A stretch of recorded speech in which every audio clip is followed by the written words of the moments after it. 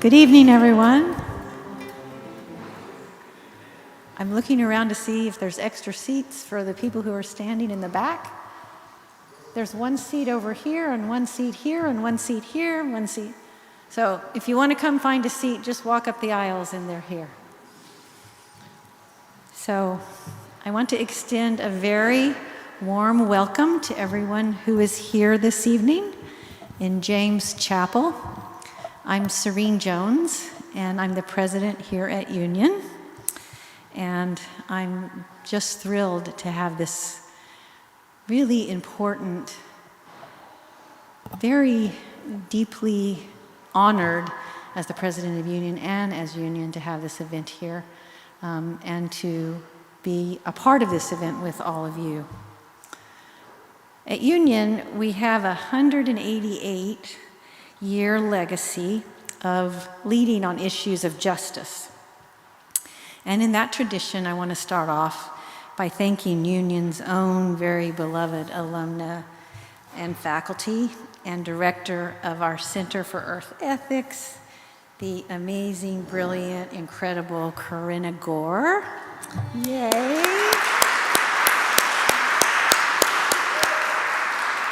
And I thank her for all of her leadership in the charge for justice in partnership, in particular with Indigenous communities over the course of a decade, indeed the course of a lifetime. We are also honored to be hosting from the Thomas Berry Foundation, Mary Evelyn Tucker and John Grimm,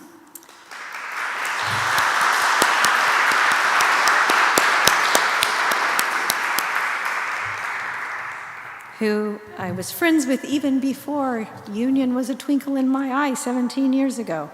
Mary Evelyn Tucker, also an alum of this institution, so it's a great joy to have you here.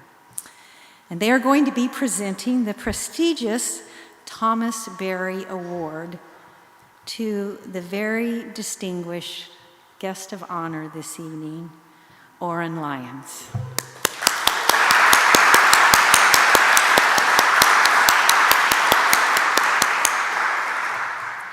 It's not his first time at Union, but Chief Lyons, we thank you for your tireless and courageous work to advance justice for Indigenous communities and for the environment over the course of an incredible lifetime.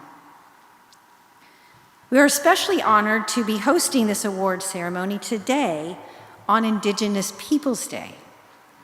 We recognize and honor the history, wisdom, and resilience of Indigenous peoples whose stewardship and cultures have profoundly shaped this land and our world in so many countless ways. As a seminary rooted in the pursuit of justice and compassion, we reflect constantly on the invaluable contributions of Indigenous communities as we strive together for a more just and sustainable future. Indeed, we are honored to host all of you here for this important ceremony. And so now I begin, as we begin every event at Union, by sharing our land acknowledgement. Union Theological Seminary acknowledges and honors the land on which this building stands as the homeland and territory of the Lenape people, as well as the habitat and the dwelling place of the many beings that they have been in relationship with. We give thanks to all the spirits of nature. We pay respect to the Lenape people, past, present, and future, and we express support for the flourishing of Indigenous peoples and lifeways within this place, and yes, everywhere. Thank you, and I'll now turn it over to Corinna Gore.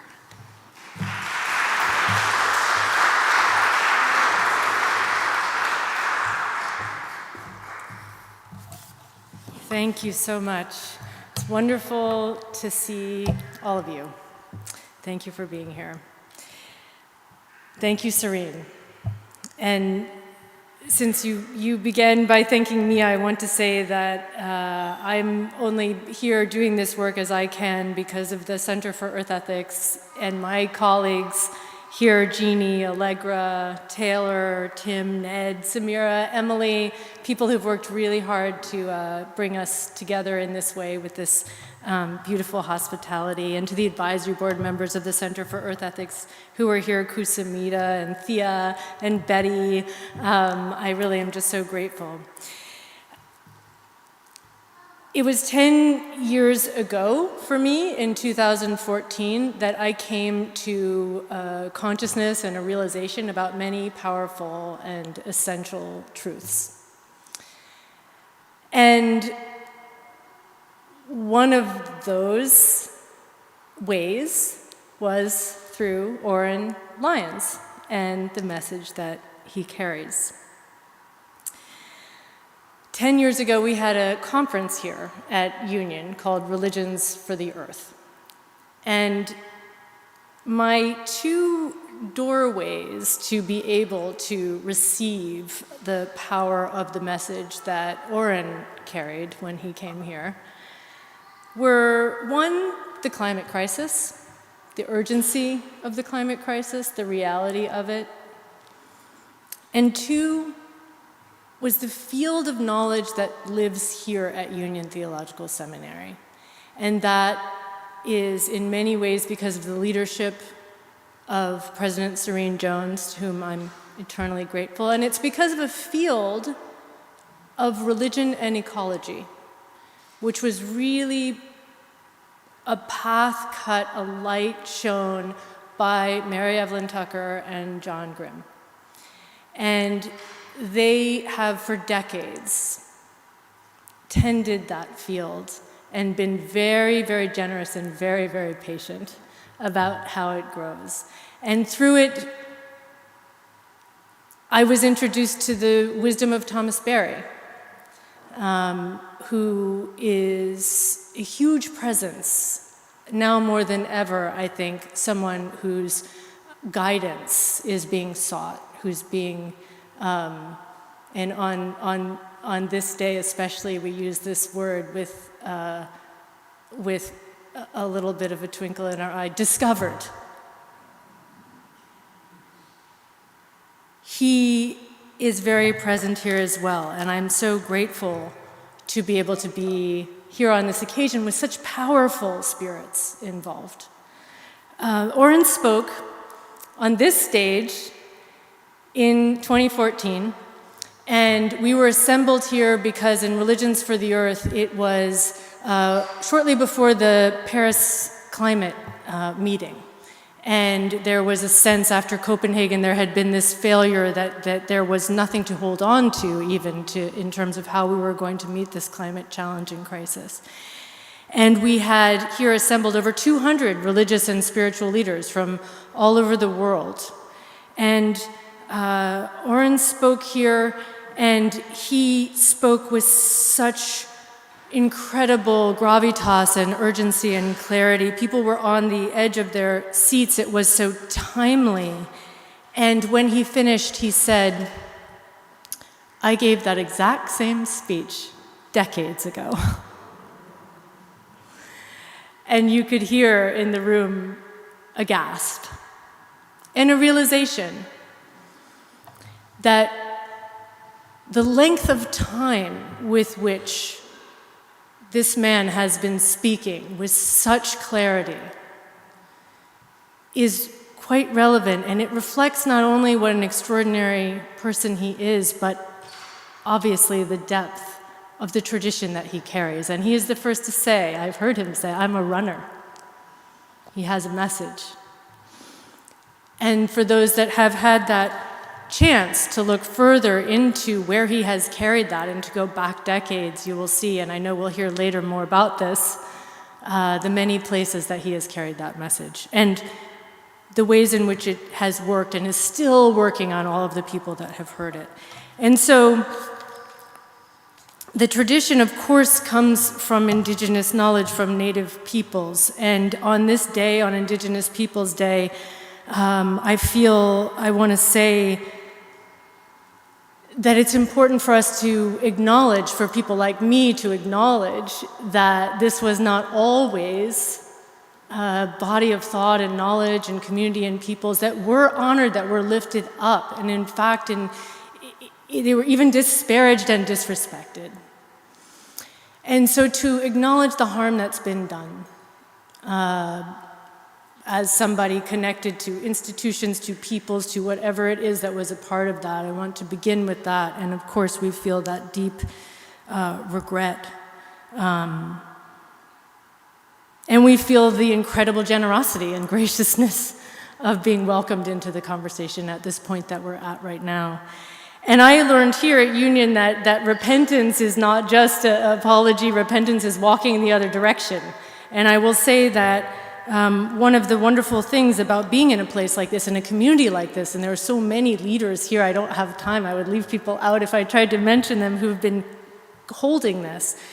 One of the things that is so wonderful is to be able to walk together in this other direction. And so when, and I want to acknowledge, as I'm looking around and thinking about that beautiful land acknowledgement, Serene, that you made the way for and that you read, that it really is more than a gesture. It is something that was worked on in consultation also with our really important partners and in the Ramapo Lenape community, and that we have several people here from Ramapo that we want to acknowledge and say thank you so much for being here. Thank you so much for being in community with us. And that we are able to, Center for Earth Ethics was founded 10 years ago in the wake of that conference, and there is no one that's been more important to the cornerstone of Center for Earth Ethics being that lifting up, that honoring, that learning from Indigenous peoples than someone who's here today who was the co-chair of our advisory board for 4 years, and that is Betty Lyons. And I want to say thank you to Betty. I want to say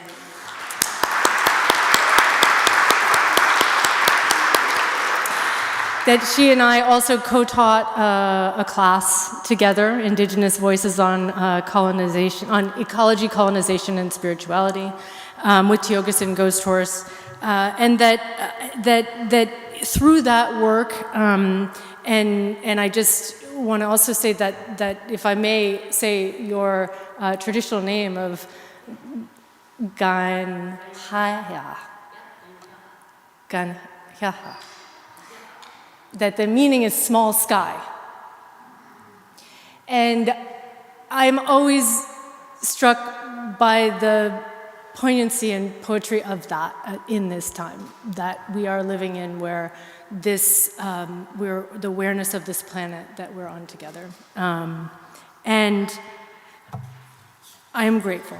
And so we know not only that repentance is through our own institutions here, through teaching these classes, through giving fellowships and that sort of thing, but also we understand the work of dismantling the doctrine of discovery, the work of cleaning up Onondaga Lake and the rest of all of the places that have been polluted and disrespected in this way, the work of honoring also the many, many gifts and powerful intelligence from Indigenous cultures, like the creator's game, that beautiful game of lacrosse.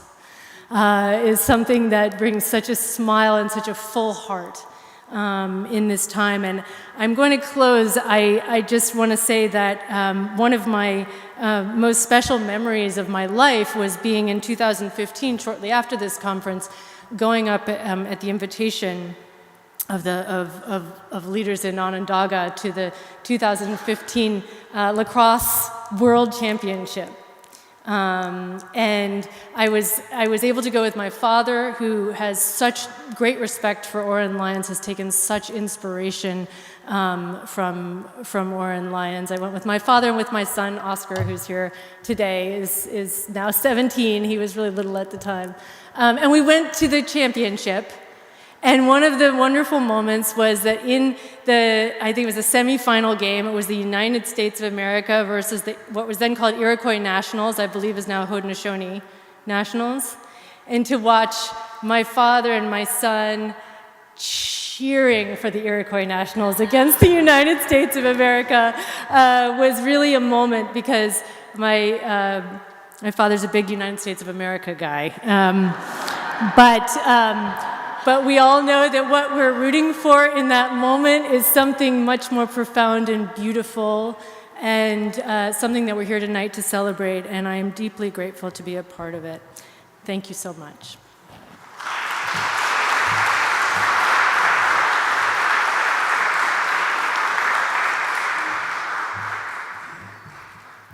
Don't you love all the women leading here?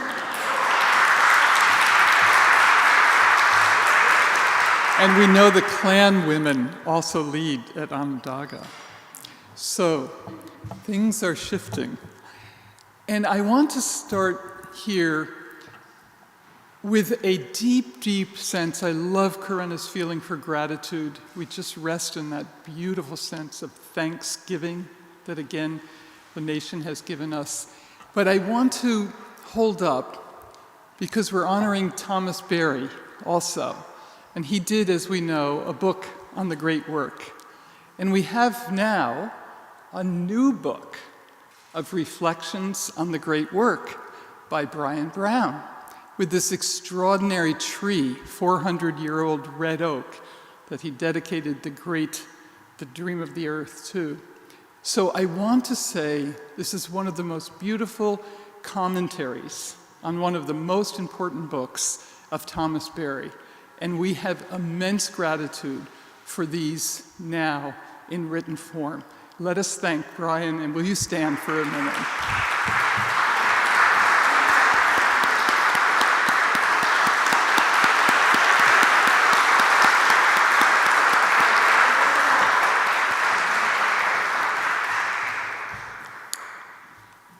So, the arts are with us, woven in our lifeways, and there's perhaps no one who has woven music into our life in terms of earth music. The songs of whales, the songs of birds, the migrations of birds, the incredible sounds of wolves. And this has been such a life journey for Paul Winter, who has been right at the heart of a huge spiritual transformation with deep, deep indebtedness to Native peoples. Because Paul has been listening for a long, long time. He brought up the music from Latin America after a tour there as a very young person. He brought jazz back to this country. He played the first jazz concert in the United States at the White House at the invitation of Jackie Kennedy. Amazing.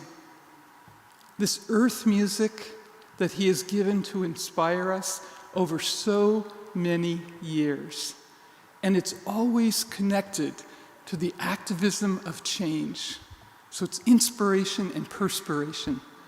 You know, when he discovered the whale songs with people who were Richard Payne and others, and the Japanese were still hunting whales, he didn't go and criticize. He joined forces and did one of the first environmental concerts in Japan. This is the transformation of somebody like Paul Winter. And of course, here in the Cathedral of St. John the Divine, he has had a residency for a long, long time, creating these amazing rituals of the winter solstice, the summer solstice, the earth mass. Misa Gaia. He just did that a week ago here. Inspiration from Thomas Berry, from Oren Lyons, from our friends here at Union.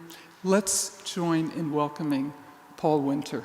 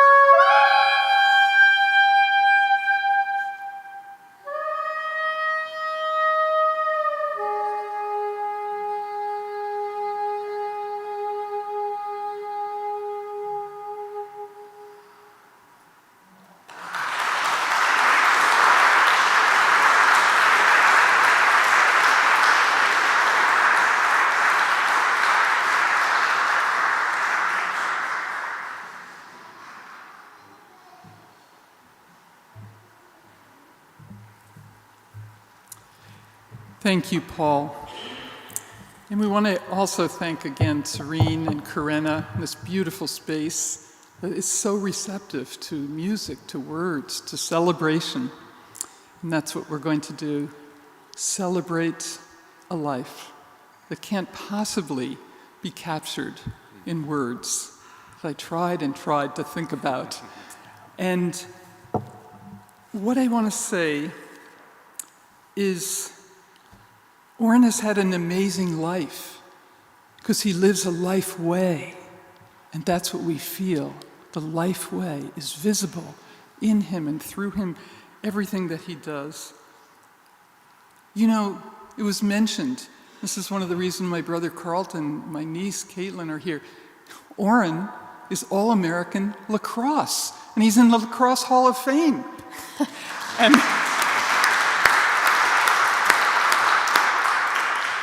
it's remarkable, and was on an undefeated team at Syracuse and so on and so forth, and has legendary stories of some of these amazing games that he has played. And he, of course, he helped revive the game. Phil has done a book on sports, religion, the spirit of sports. It's remarkable.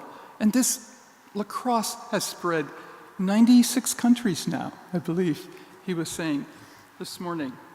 So all across North America, but around the world, this game and its spirit is singing, dancing, playing, because of Oren and his comrades on Onondaga. He went on to New York, where he lived here for 11 years. We're driving up Broadway. He said, "Oh, I lived over here on 90th, near Central Park Central Park West." And after a very successful career in the arts and so on, he came back to Onondaga because the clan mothers called him back for being a faithkeeper, for holding the rituals, for holding the sense of next generations. How will they learn these legends, these stories, these myths, these ways of being? So he taught as well. This is a person who's lived so many lives, it's hard to describe. But he taught at SUNY Buffalo, as many of you know. That's not easy to teach in higher education these days.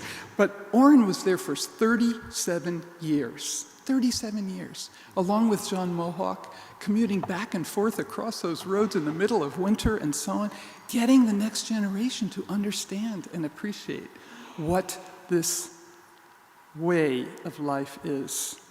It's quite extraordinary. And from there, of course, across the country and around the world, speaking all over the world. Now, Thomas's respect for Oren is a friendship of decades. We all met in the 70s when Oren would come down for talks at Union, but especially over at the Cathedral of St. John the Divine. That was a magical moment. That cathedral was alive with ecology, with spirituality, with racial justice, with poetry, with the Paul Winter Consort.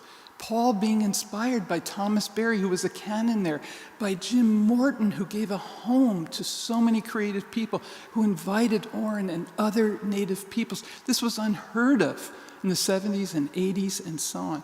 It was a moment out of time.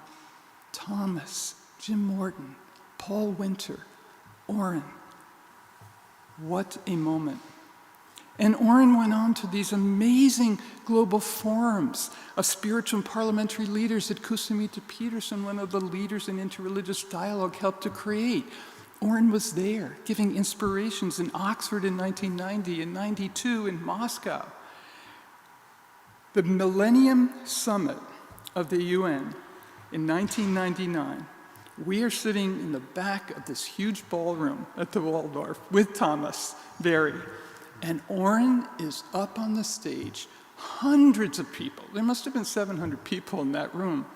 And he is saying, with this voice that was so clear, so incisive, this is 1999, he says, "The ice is melting. The ice is melting." The ripples in that room, I will never forget it. this prophetic voice in all of these different settings just pierce through the news, the sad, bad news, the craziness, to say where we are, where we need to go, which is what he is still doing. Now, just to bring this back, along while he has all of these different venues, he came to Bucknell as well, where we were teaching, where my niece went to school. 1992, John put together 2 years of an investigation of the Columbian Quincentennial. So talks and all kinds of things. Oren came, and it was, again, riveting in a huge auditorium to say, we must think, what is this conflict?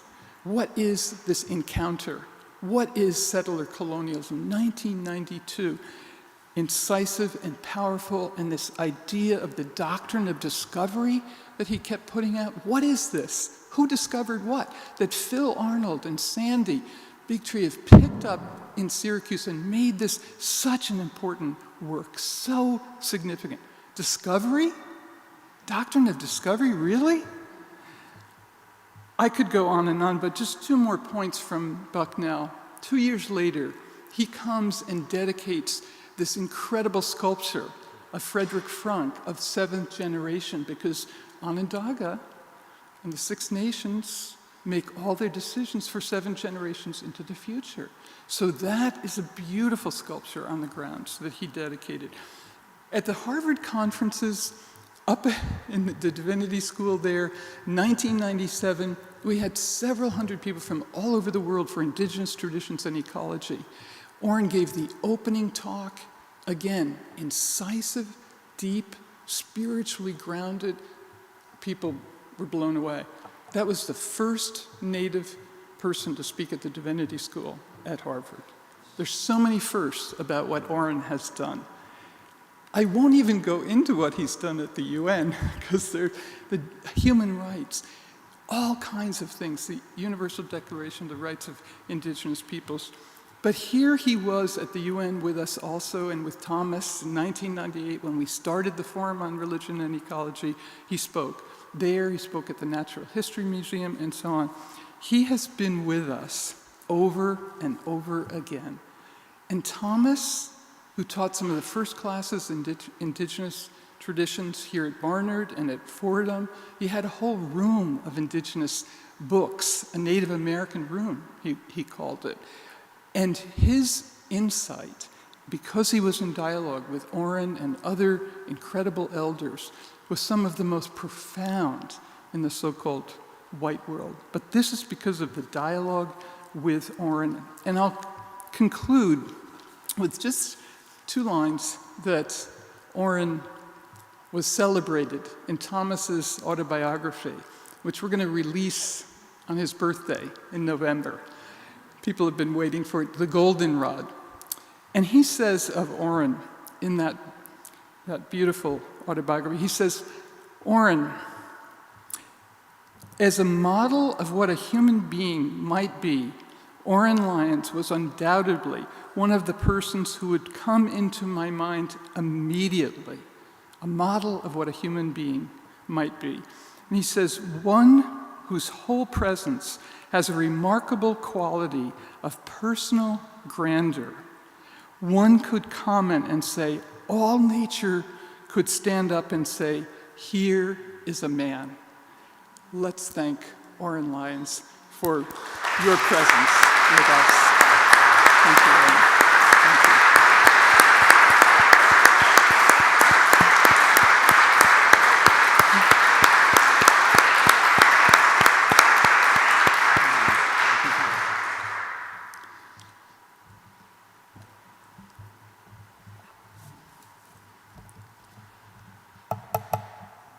Joakisho. Joakisho. How grateful we are for the sun on the winter tracks in the snow.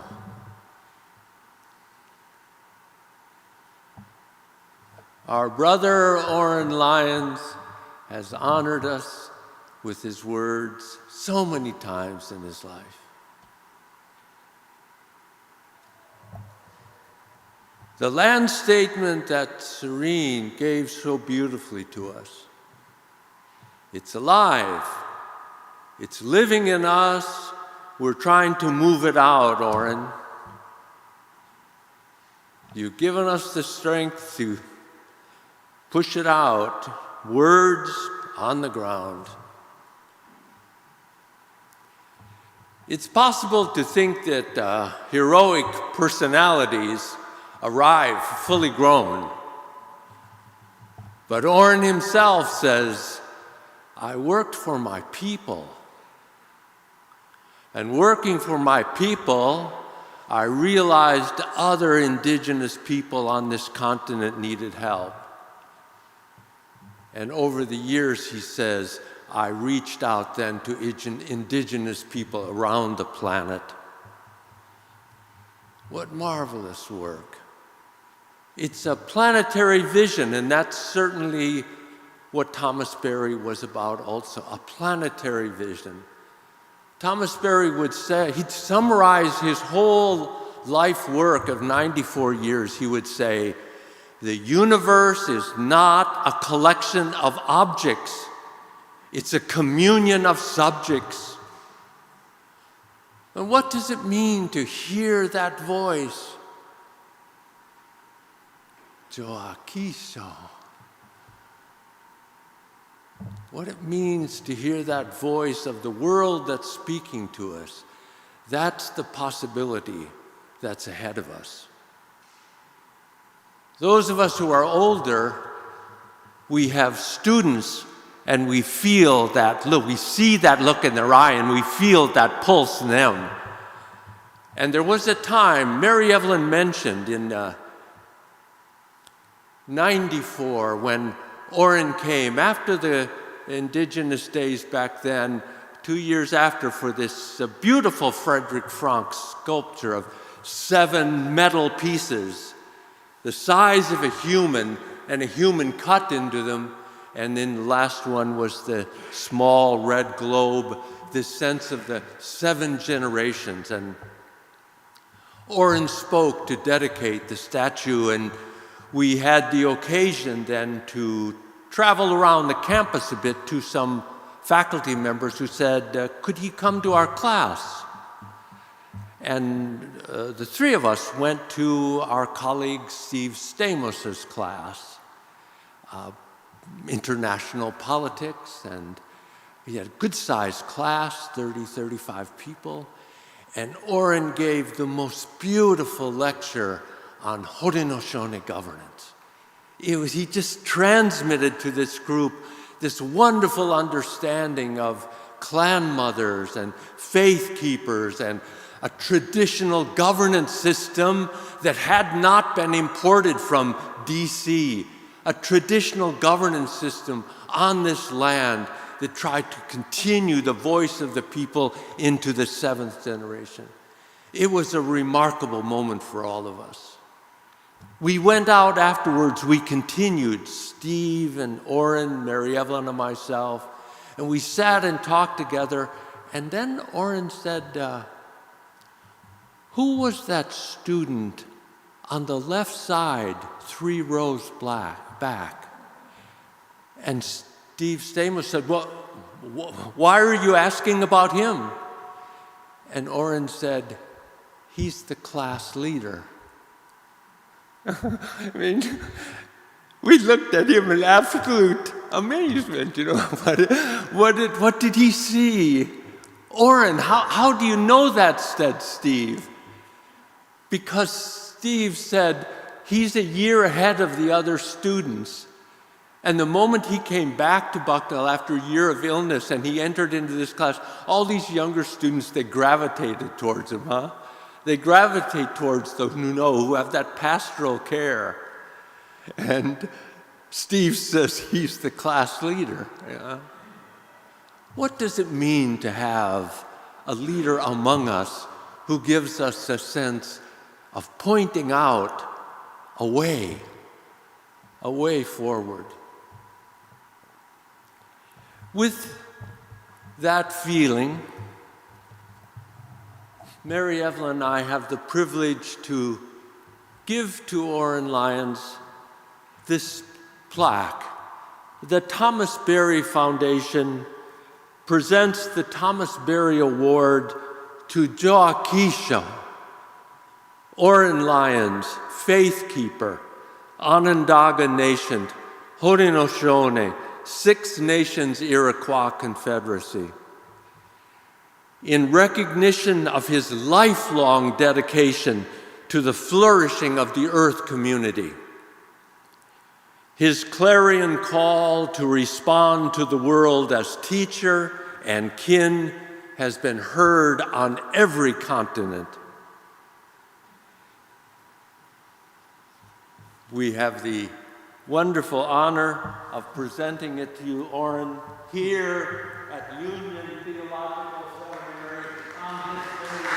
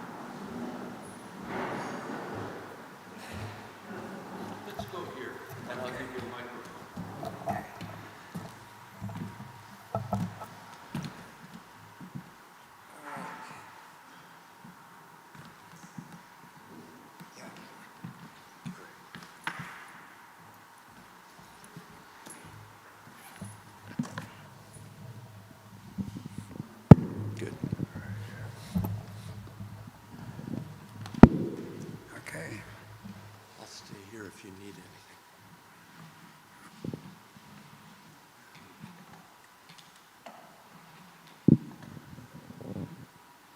Well, quite a day.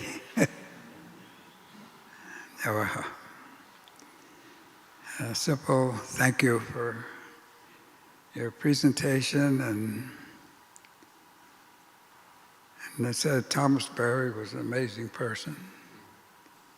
And he was a strong, spiritual fighter for the common good. Never wavered, never. I have always had a great respect for him. And the word means a lot to me. And to all my friends here, you know,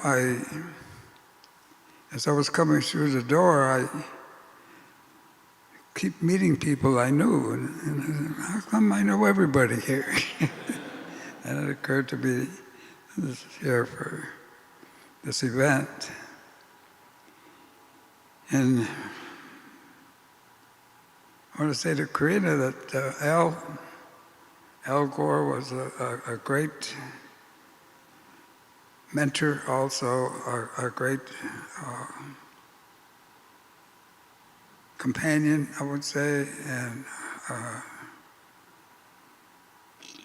on the issues of environment and peace. I should say that the work that I've been doing over all of these years is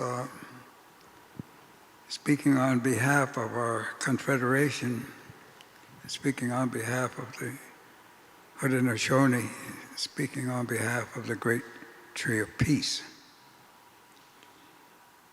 They have, we've been in battles.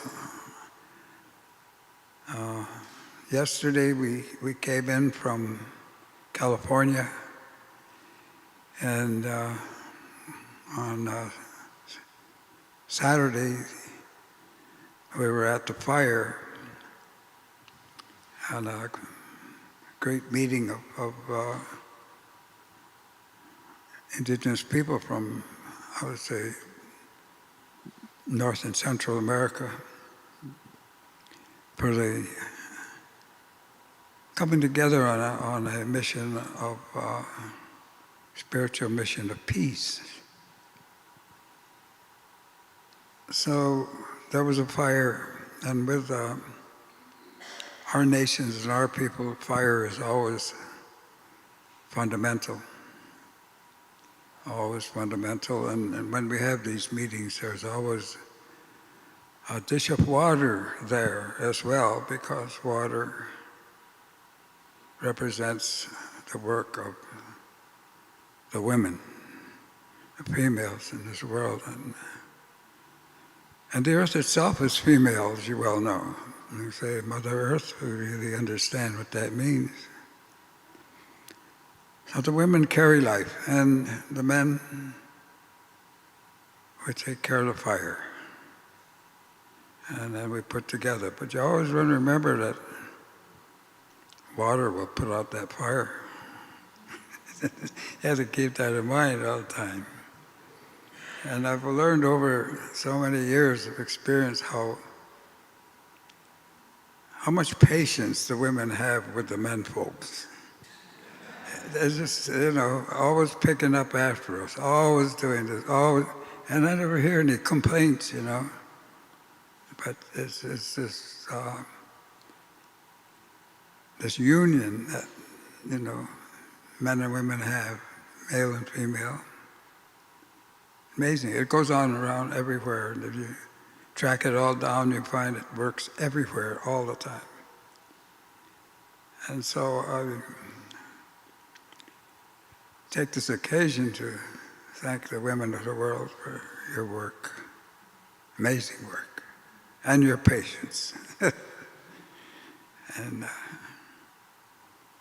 I would say that I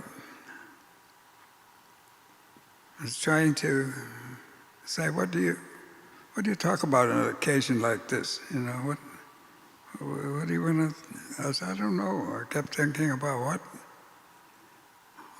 what would be apropos. But first of all, I think apropos is, thank you for all your work, all of you, and everything you've done, and all the individuals that are here. You all have a mission, and you all carry a lot of stuff, and it's amazing that. And when you bring it together in one house, that's strength. That's strength. And we had a great leader.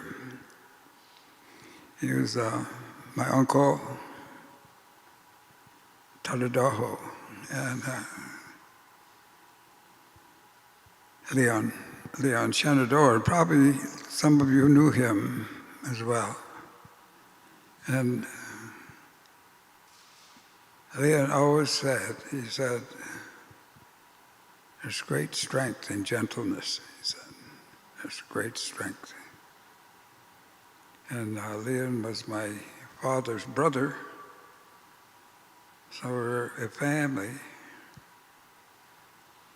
And Leon himself, personally, was a powerhouse. He was a strong man, literally strong man. And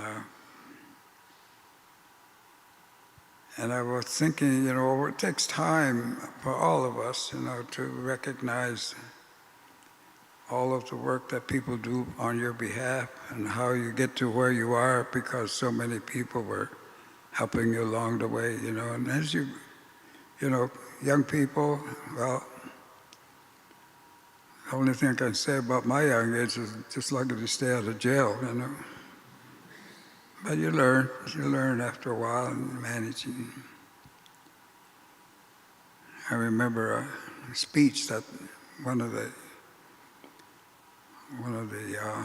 leaders of a university said. He said, well, I want to thank you, all your young people, he says, and all the stuff that you're going to do, he says, and some of you will be great speakers and some of you will be in jail, he says. And I always remember what he said, because that's the options. That's the options we have every day, and I realized that the only creatures, the only animals, with as we are, we're animal life, but we have intellect. And the intellect is every day. Now there's some point, 8.2 billion people in the world today. And every one of those 8.2 billion people have an option when they wake up to either be the best or the worst. Every day. And I know that balance is where you want to be. Try to stay in the center. You know, someday you're over here, someday you're over here, but try to stay there. And that great tree of peace that the great peacemaker presented to us so many hundreds of years ago has been our center strength. And contrary to all of the histories that you hear, we were told, we were, as I went to school long ago, you know, at the age of 94, you have a long perspective. And you see that in the days when I was growing up, we were horse and buggy. We were horse and buggy. I could harness a horse. I wasn't too much good behind a plow because one time we were trying to plow, the horse stopped and looked back at who was behind. He looked at me because I couldn't handle that plow. I was too light.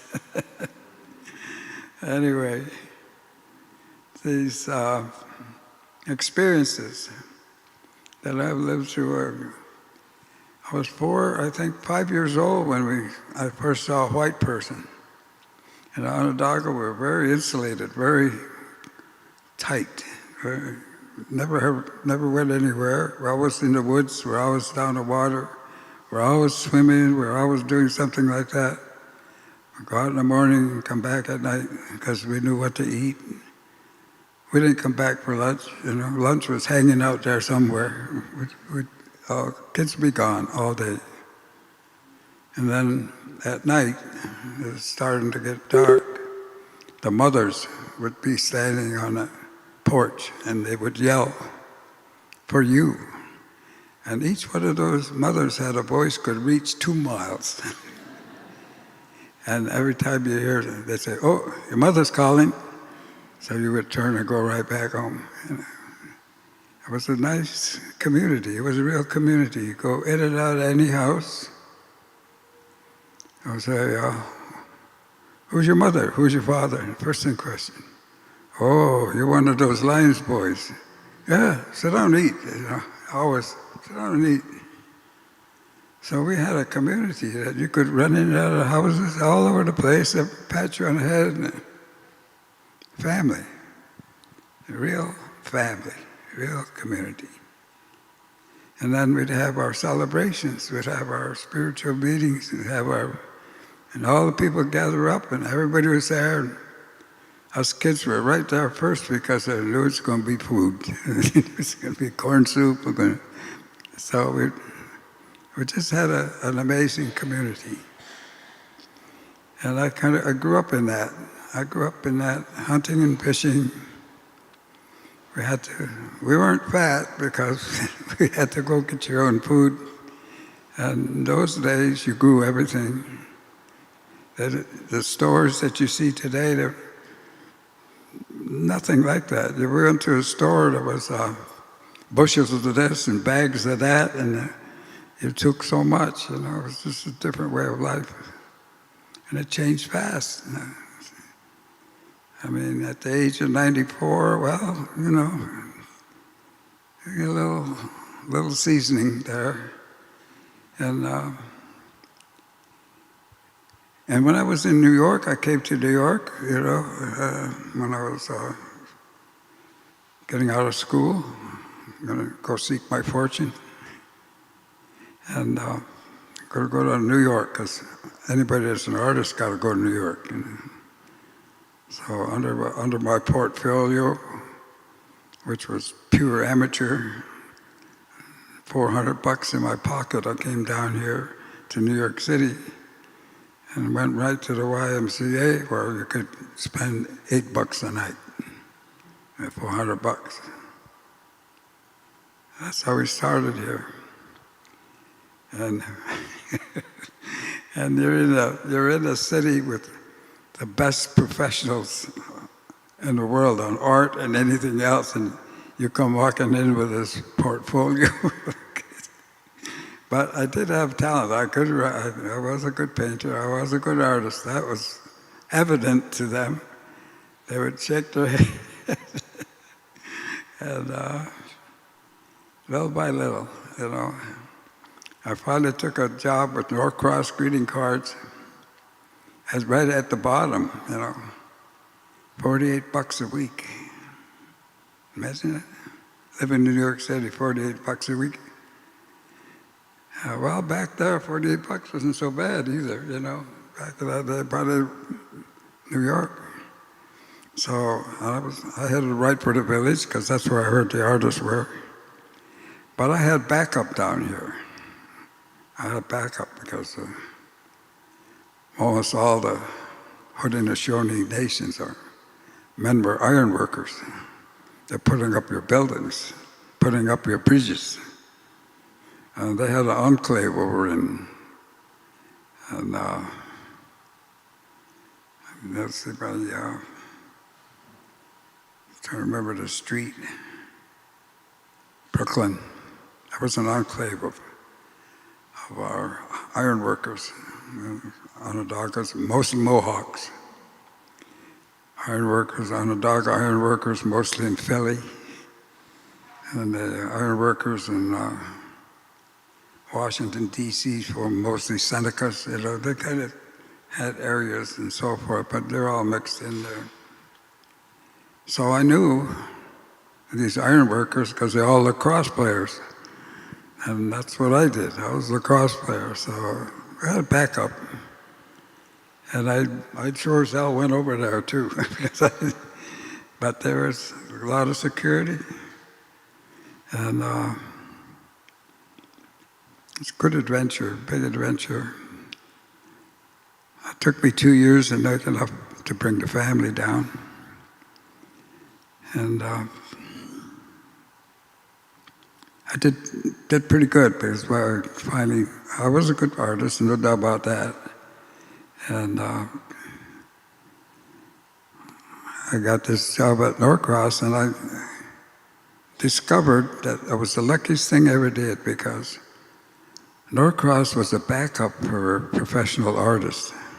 So they all worked at Norcross. The ones that did magazine covers, did all this professional, 250 of them. And Norcross was a payday. Every week you get a pay. So I had all these mentors. I ran right into the middle of it. And I learned production. And I learned never to say no. Oren, can you do this? Yeah. Whether I knew how or not, I said, yeah. And that's how I moved, because I knew there were a lot of people there that could do it, and they'd help me out. But there's a lot of fear in this country, too, a lot of fear in this city of failure and so forth. And people don't take the leadership, and I found out as long as you say, okay, yeah, you just moved. So I wound up one of the leaders at Norcross. It was a secure place to be, but in the meantime, I was doing some artwork all over the country. And then they called me back on Onondaga. Grandmother said, "You got to come home and help us out. We need your help." So that's when I went back. And then it wasn't easy. It cost me marriage. But in the long run, it was the right thing to do. And so today, we're in the situation where we are. It's not a good one, but it's wake-up time for all the people in North America. I don't care what color you are. And that's something that at breakfast today at a very high-end hotel with people who are insulated, a lot of money, they don't care, and could care less about humanity, but very secure where they were. I could see that. I've seen that all around the country in the classes in this country and so forth. But now that all has to pass by because human beings are one family. I don't care what color you are. You come in, we're like dogs. You come in all colors and all sizes, and you all look different, but you're all dogs. And we're the same way. We come in all colors, all sizes, but we're all human beings. We're all family. And that's what we have to think about now today. Because when I grew up, I had no idea what a good life I had. I had no idea whatsoever of my shotgun and five shells in my pocket, bring back something for the family every day, you know, and living a good life, swimming in the woods, good friends. And there were not that many people then. When I went into the Army in 1950, there were about 2.5 billion people in the whole world.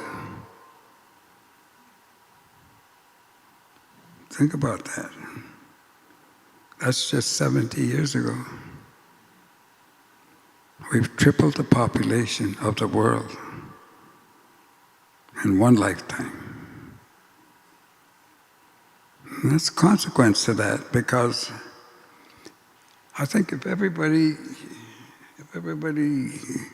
shared and did things, work forever, we would manage that. But as you well know, that's not the way it is. A very line of very angry people out there standing there angry. What are they angry about? They have to wait for their yacht. There's a line for yachts. Can't build them that fast. So it's all relative, isn't it? It's all relative. And what I've learned over all these years, and just to make sure you understand that a lot of the so-called wisdom and everything that's been attributed to me is, no, I'm a runner for the nation. I'm a runner for the Confederacy. I'm a runner for the chiefs. That's who's speaking, but it's using my voice. And that's what they told us, you know. In 1971, when we tried to get to the UN, there was a phalanx of police across First Ave. We couldn't go across the street. So we went on, I think, 2nd Avenue on 41st Street. There's a little enclave there of trees and so forth, and we sat under the trees, the leaders from the United States, Lakotas, and sat there and said, well, what are we going to do? And they said, well, we do have to get there, but it's going to be a problem. It's going to be hard to get over there. And so they decided that we're going to have to go to Geneva. That's where this great world collaboration, peace, Geneva. Okay.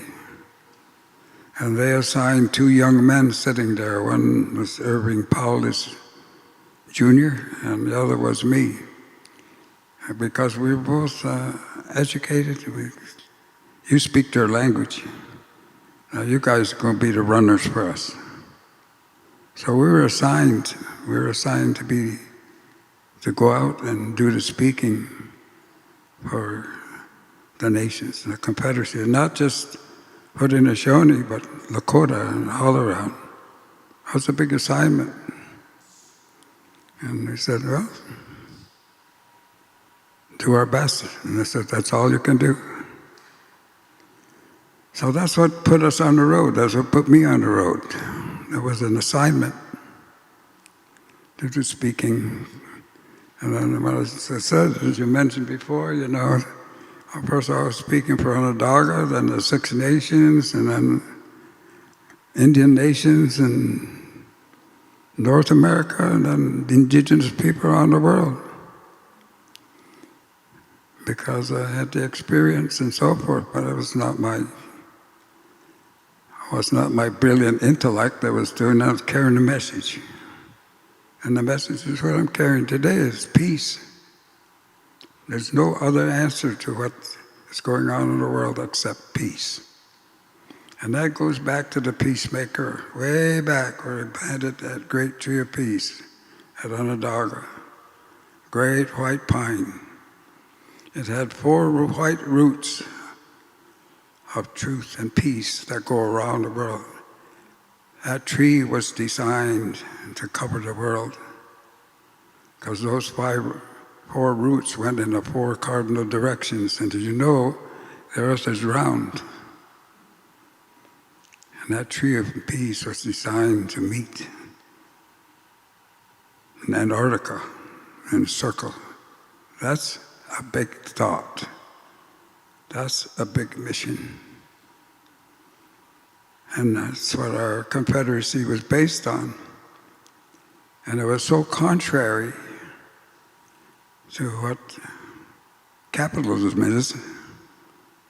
It was so contrary because what's our number one value, or what is our number one and number 2 mission? First one, share.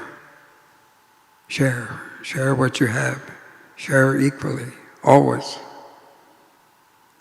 It's pretty contrary to capitalism. And when they were going to have the revolution in 1775, they knew that the Haudenosaunee was a strong ally of England against France. And France had attacked us. So there's a whole history that you don't know and not taught it in your history books, and not at all, but we know it very well. And our chiefs said to them, when the delegation came from the Continental Congress, because they knew if the Six Nations stepped into this battle on behalf of England, you weren't going to have a battle. It would be done right there, because we had the balance of power in those days, which you don't know either. You don't know any of that. Treaties. Loads. First treaty, 1613, with the Dutch. The Dutch had to come to us because we had probably 86 nations under our wing. We had responsibility in the Northeast all the way to Mississippi, almost all the way down to what is now Georgia and up all the way into Canada. That was our responsibility, the Haudenosaunee. And in those days, when the colonies were coming in, you could not have a meeting unless our chiefs were there. Don't care where it was. So our chiefs were always on the road. That's our mission. And the other thing to understand, too, is that we're a matrilineal system. The earth is female, and we're a matrilineal system. Our children are born, they follow the mother's side.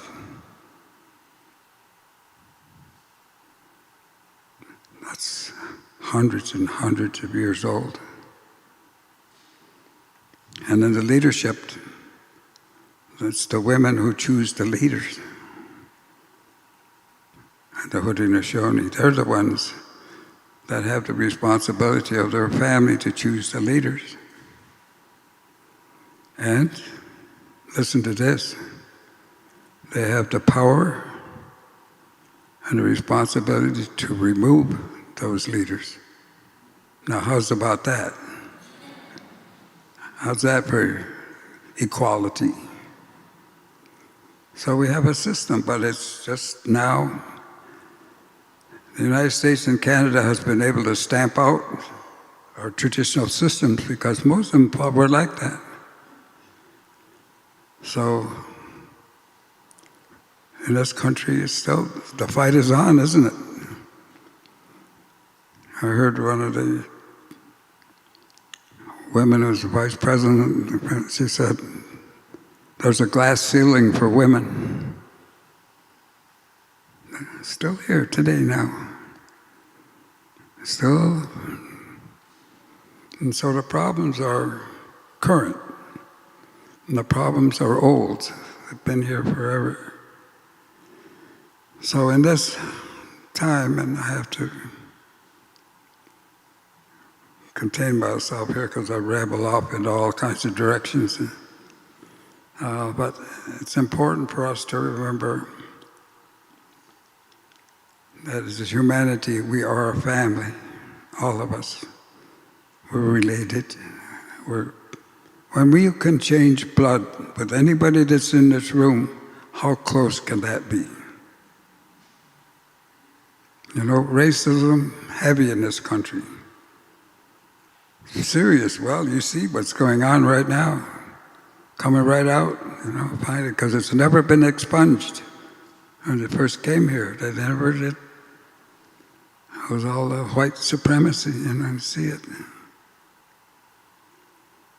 So that's the struggle that you see right now. So in this enclave here, I have to really thank Karina and Dad in the fight. I've been in this fight a long time for common cause and common sense. And I want to thank you, because I know every one of you have done work, and every one of you have put your back into humanity. I know that. And that's what it takes. It's people that always do the work, no matter what. It comes down to people always do the work. So on occasion like this, I take the opportunity to thank you for your work. Because we appreciate that. It's got a bit more now, and I'm just giving you a warning now. This is it. This is it. So we were always told by our chiefs and leaders to stay out of the politics. Don't get into the politics. And we do. We don't. I say, are you a Republican or a Democrat? And I say, no, I'm a wolf.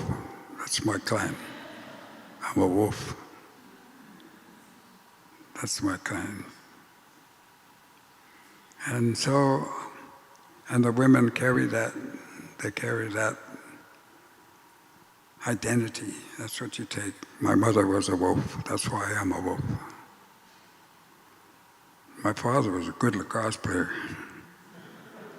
A good singer, Longhouse, he did all that too. Anyway, I just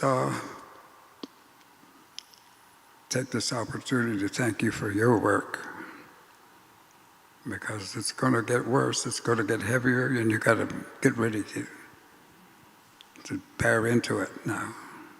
You have to get ready for a good struggle. It's not over. It's not over. But it's getting close, and we're pushing it. So I had one, why I brought this.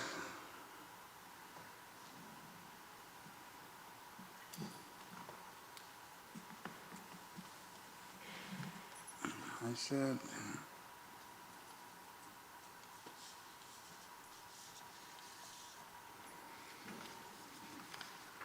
yes.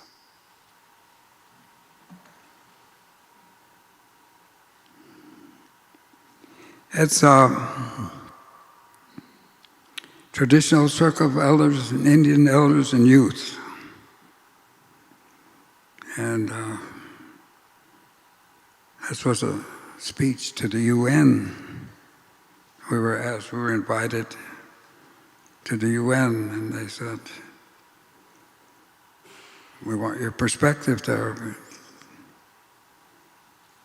And so we had a meeting, and we decided we had to make the point for the earth. If we had one chance, we had to make that important for the earth. So it says that this was addressed to the leaders of the world. We thank them, Noah Scanner. And I said, today we bring you, because I was the one that was assigned to make the speech at the UN. Today I bring you greetings from the indigenous peoples of North, Central, and South America. Indeed, I bring you greetings from the indigenous people around the world. We are the keepers of the traditions, ceremonies, histories, and the future of our nations. We are the ones who escaped your proselytization. We escaped this house here. We kept our own ceremonies. We have our own songs. We have our own way of doing things. Thank you for borrowing your house for a minute. And we survived with the wisdom of the old ones. And we are pleased to add our voices to the great effort for common good. And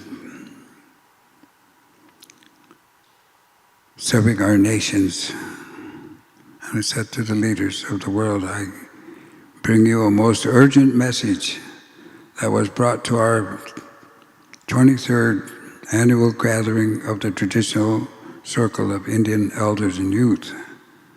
And that message came from a runner, and he brought this from the north, from a place called Greenland. And he said, the ice is melting. And we were meeting in Michigan, up by the lake, and it was hot. And this man came to our meeting. He was stripped to the waist, and he was wearing leathers. Pretty strong-looking, stocky man, had a beard. And he was that runner from Greenland. He searched us out. I don't know how he found us. And that was the message he brought. The ice is melting. And this was our message then.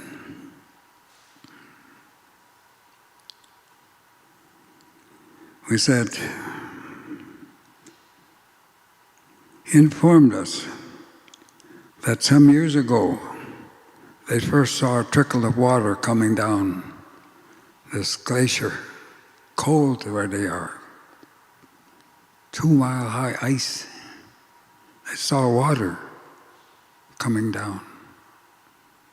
And he said, now that water is turned into a roaring river, where a stream I used to step across is now 30 yards wide and just gray with a dirt and all of the gravel that's coming out and pouring into the ocean. Ice is melting. This is in Greenland. And so we said to the gathering, and this was at the United Nations making this, we said, we're a collection of voices of indigenous people, and we have joined here this great mission for peace. And so we add our presence as a support of the great effort for reconciliation between peoples and nations. We agree there must be parity and equity between rich and the poor people, between white people and people of color, and the people and poor people, and special attention to women, children, and indigenous peoples.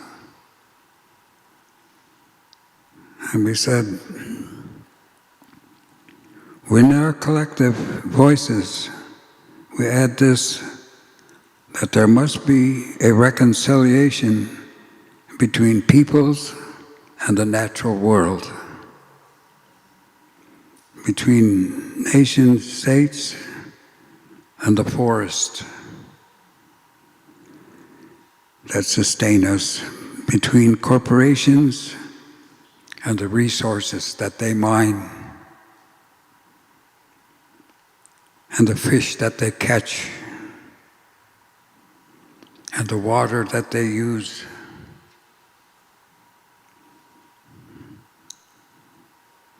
Leaders, we said, of the world, indigenous nations and peoples believe in the spiritual powers of the universe. We believe in the ultimate power and authority of a limitless energy beyond our comprehension. We believe in the order of the universe. We believe in the laws of creation, and that all this is bound by these natural law of nature. That's the leader.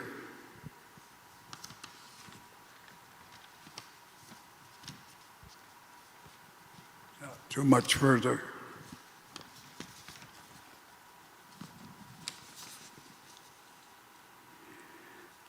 We call this essence the spirit of life. This is what gives the world the energy to create and procreate and to come to ponderous and powerful laws of regeneration. The law of the seed. We, in our collective voice, speak to you and remind you that the spirit and the spiritual laws transcends generations. And we know this because this has helped us survive.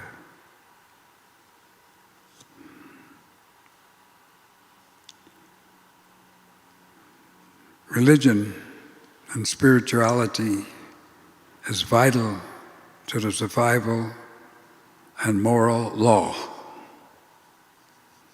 It is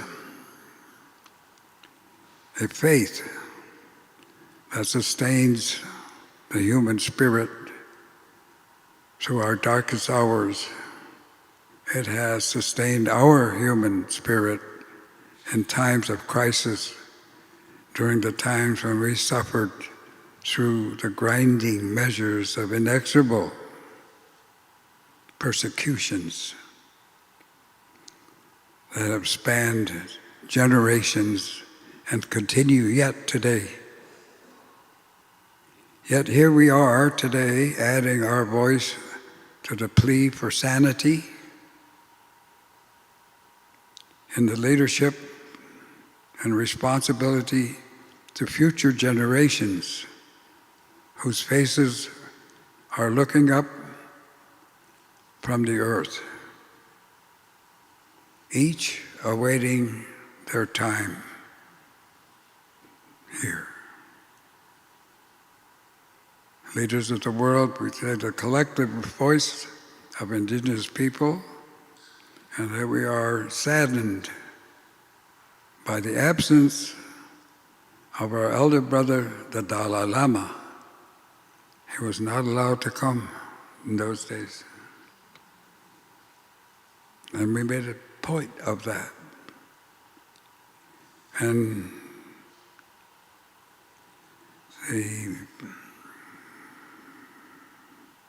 we believe that the reconciliation should begin here, because peace is an inclusive term. And peace and reconciliation is the purpose of the meeting that we're meeting, the summit. Peace is dynamic and requires great effort of spirit and mind to keep the unity. Peace is not simple. Leaders of peace must step forward and take the responsibility for a paradigm change in the direction of current lifestyles, Western and materialistic societies. The human species has become the most voracious and abusive consumer of Earth's resources. We have tipped the balance against the future of our children. And we have tipped the balance against the future of our species. Leaders of the world, despite all of our declarations and all of our proclamations, no matter how profound they are, the ice is melting in the north.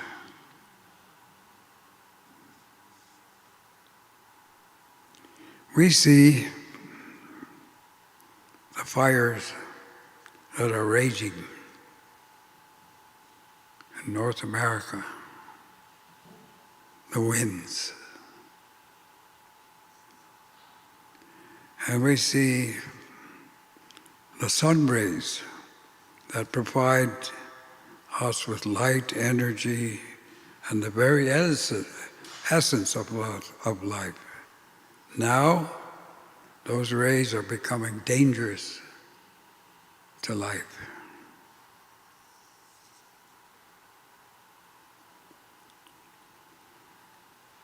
And so, this is only the beginning. And already we are helpless. We will now see the real spiritual power that's here,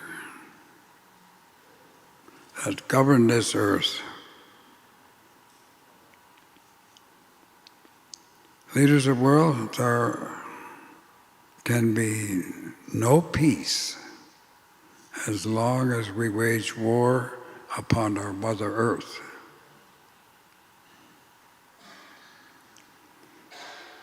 Responsibility and courageous actions must be taken to really realign ourselves with the great laws of nature. We must meet the crisis now while we still have time. We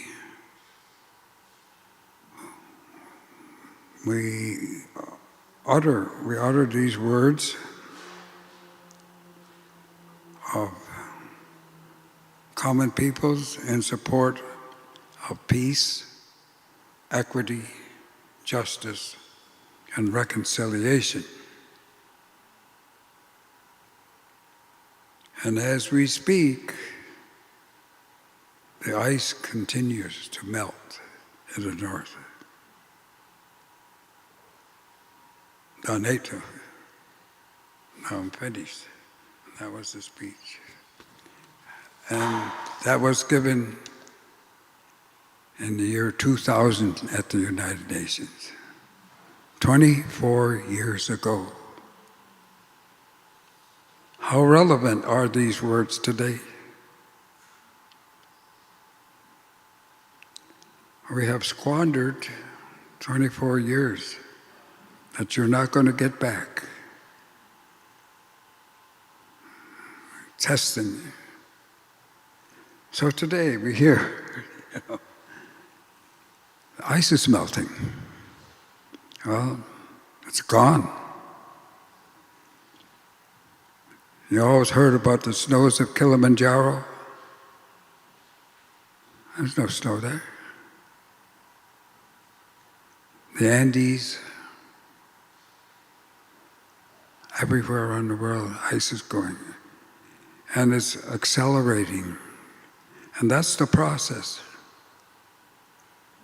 It will compound. It is compounding as we sit here. That's the reality. We've endangered the future of humanity itself. And you know, the world, the earth, I remember the words, it'll be the end of the world. The world ain't going anywhere. Or we might be. It's not the end of the world. You're not big enough to end the world. You're like fleas on a dog. So you got to behave, and you got to concentrate, and I'm talking to people who I know understand this. Because people in this room are fighters. You guys been in it, you know, and just have to compound our efforts. That's what we have to do. We have to take advantage of this time that we have here for a little while. But when I was debating what direction I would speak today, I said, you know, I said these words 24 years ago. So time is of the essence now. We're not going to get a crack again. We're not going to have a second chance on this one. We've got to do it. So it's got to redouble our efforts, whatever we do. And this very valiant group of people I said here, that's why I see you. I see you as very valiant, strong, dedicated. And it's always been that way. It's always been a small group. And then once you can move the generations, you can move. Once that gets going, then they go, and then they go. You kind of have to step back and get out of the way. So we're at that crisis point here now, and this is a serious time. And we're wasting every day. Every day those cannons go off. You know, every day. Two big battles going on in the world right now, going backwards. Every bomb, with we lose something. So peace has to prevail now. There's no other option. So we redouble our efforts and we do better. We have to concentrate now, and it's small, dedicated enclaves like this that do the work and always have, always have. So it's just more work and intensification. And with the Thomas Berry Award, he knew that. He always had that perception. And what I see, because I do travel, I'm around, we're at a crisis. You see it right out there. You see it right out there, boys. Right out front now. Drill, drill, drill. Heard it yesterday. Drill, drill, drill. Can you imagine? In the face of reality. But that's reality as well. So I have one guy I look to sometimes for kind of not a mentor, but a good voice, a curious voice. It always made me laugh and always made me think of things the way he said it. You know, I refer to him every now and then. You know who that is? You guys ever heard of Yogi Berra? You know who I'm talking about, right? He had a way of saying stuff. He had a way of, there was always something underneath there, you know. He said one time, well, when you come to the fork in the road, take it. You have to think about things like that. Well, the one I'm using now, his words, I carry it now and I give that to you. He said, well, it ain't over till it's over. There you are, and there you have it. So Yogi Berra is speaking to you now through me. And it ain't over. So you got to keep your head up, keep your spirit high, and get into it. Dig into it now, because here it is. And this kind of an enclave right here is really a genesis. It's really a spirit. It's really a grounding. And I want to thank you for giving me this opportunity to kind of carry on there.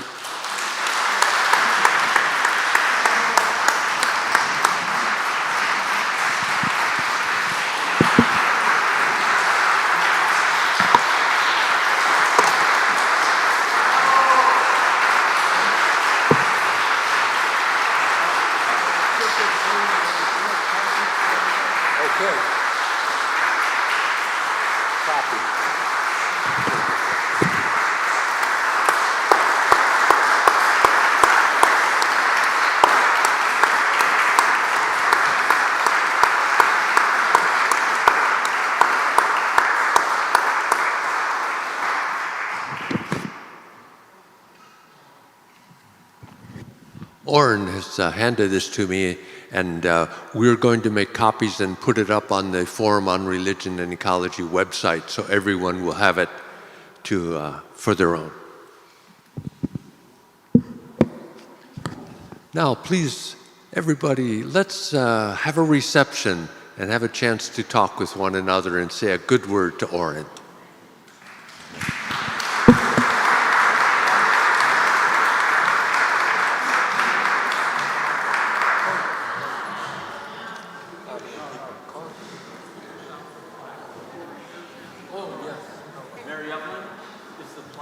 I love you.